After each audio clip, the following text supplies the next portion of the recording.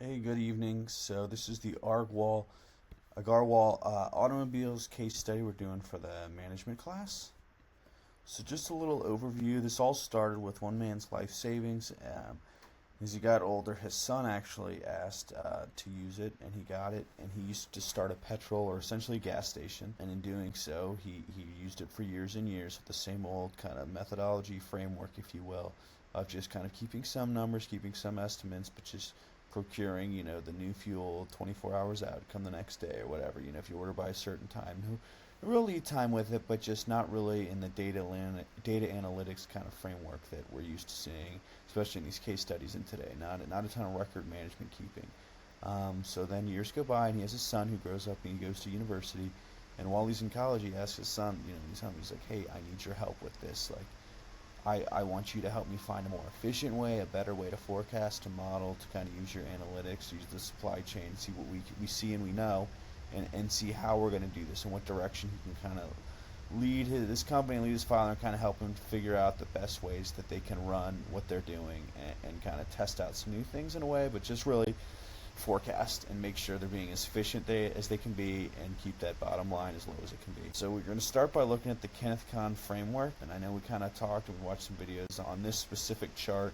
It was talked to in the Thursday sync up you guys all did, but there's kind of four categories of products between existing and new and existing markets. So starting in the top left at market penetration, you have Starbucks and Coke, kind of very established companies that are already in the market and they're just trying to sell more products. So think like maybe buy one get one with Cokes or something at the store, or Starbucks, with their rewards. Just like we've got existing products and we're just going to keep peddling those things. In the top right, you got product development. So think like Apple, already a company, has this intelligence capability, this software, and they have this phone, and now they want to expand out maybe to a new product, but in an existing market. They're already out there, so now they're going to look to do the Apple Watch, or Netflix going from a DVD business to now online streaming. And then the same with this, in theory, is kind of where I think this automobile should go.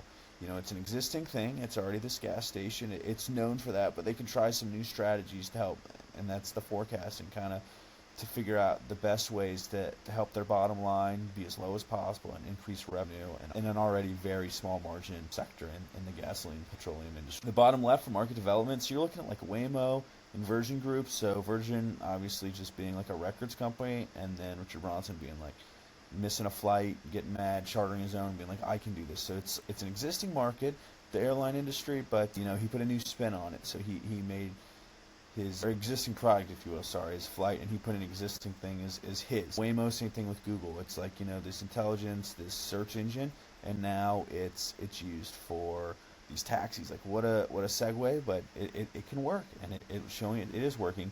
And the last one is, my apologies, that's diversification. But market development was like Tesla and IKEA expanding from different countries. Like Tesla, huge here with the EVs, and now they're looking to go to China forward. And IKEA, huge in Europe, and now expanding to the Americas and other places. So then we use the Excel, and this, I'll be honest, is the hardest of the Excels we've used in the class. But I used it to the forecasting, the high-speed petroleum. I found the best. I did best and worst because, well, there was four. And I also used, I don't know if you guys have taken the business analytics course, but that modeling tool that we got to use in the class, I kept because I found it very interesting. And I used this, so I plugged in some of these numbers in the Excel. Luckily, it was already formatted pretty well, so it just took minor tweaks to get these numbers in. But I found the best way was the exponential smoothing, and the worst ways was the moving average. And this is largely due to just, it was already low demand, this high-speed petroleum, so it became extra difficult to do a moving average when you're just already working with such low numbers and variance from day to day. So I found that to be the most efficient way to do it. As for the diesel, I found the best way to do it was the moving average.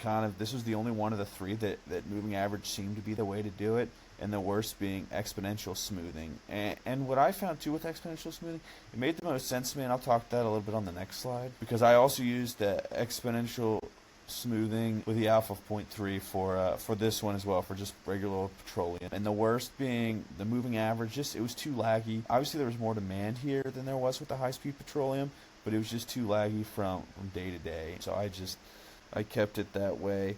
Again, it was cool using the modeling software and kind of seeing where it could take, and obviously the various ways it can kind of do some of the exponential logarithmic modeling. But one thing that I found interesting, specifically with high-speed petroleum, was that it was just constantly on a downward trend. So it was cool to see in the numbers that years ago, it was higher, and it's just getting lower and lower, the usage. So I found that interesting. And also when I was building these models, I found what I decided I wanted to do, kind of the route I wanted to take, was I only wanted to use the that one chart with like the 12 different years on it, or 7 different years. I didn't want to use like the day by day or anything. Like I just wanted a true average. I used it all, added them up, found it pretty much by the day. So I used the monthly totals of the 7 and kind of divided them down, and then by 7. So I'd have like the annual total, and then I divided that by the number of months, and then further from there to the number of days in the month. So it was kind of interesting to see that, just because just getting down, I wanted to average them all instead of just using one at a time, just because it helps get the whole picture. I think if you just use 1 year and then like 1 year plus 10%, you're kind of narrowing that view. So I opted to go with that route. For the holds, I felt like it wasn't an aggressive enough trend. We weren't using aggressive enough linear trend for this, so I didn't love the I thought like the single smoothing was the way to go, not the double smoothing. And the winters felt more appropriate. I was kind of doing some research into why and when you would use these different ones, and for seasonal uptick. So like all I can think of with this, obviously in the name winters, but like a ski resort or ski mountain, and kind of being used then, and that being the focus, where it's like clearly you don't want to break that down across June and July because no one's coming skiing then. You only want to focus on those. So that's where I thought the triple smoothing would be useful there. And I also, in a simple way, I think of kind of my grandparents, or even my parents to that extent, of just like the single forecasting is straightforward. It's much easier to explain kind of how you got it. I think as you do the double and triple, like it's not that much harder really at all. But I think to an older person explaining it, so I think for him to his father, you should go with just the single forecasting. And the last piece on all this was just kind of some of the factors going forward to consider. So short term, obviously, and we talked this high speed petroleum, but the daily validity, how volatile it is from day to day, is just something to keep in the back of your mind. Local competition, price adjusting for others. I know there's the classic story of like when these big chain gas stations would come to these small towns, they would just undercut everyone and lose 25 cents a gallon pretty much indefinitely until they priced out the mom and pops and they had to close because they couldn't compete or people just weren't going. So just like that's another short-term concern. And then just any promotions or deals they're running, maybe it's like, get a tank of gas, you get something into the shop for free, or like 10 cents off a gallon or something. That's kind of short-term things to consider.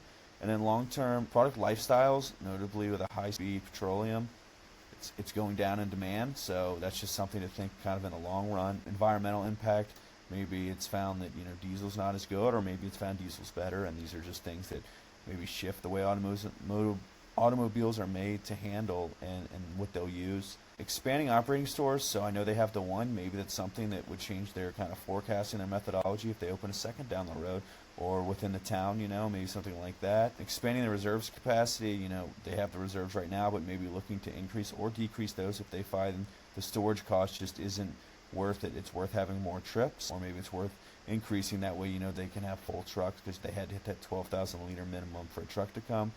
And then the last one, it said they had the one delivery truck, so maybe looking to expand. This is kind of what I said in our last case study, but expand the fleet, looking to get a second truck, maybe even third from there if they find it necessary, especially if they're looking to expand stores.